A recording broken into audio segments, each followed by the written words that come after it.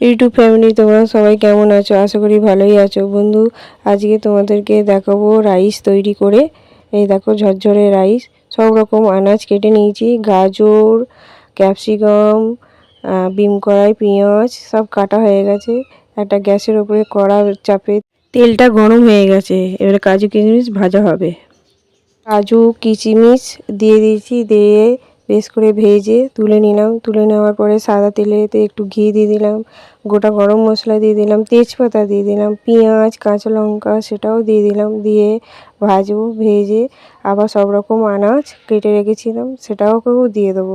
বেশ করে নাড়াচাড়া করব। এই দেখতেই পাচ্ছ সব রকম আনাজ দেওয়া হয়ে গেছে, ওটাকেও নাড়াচাড়া করে এবার একটু লবণ দিয়ে দেবো।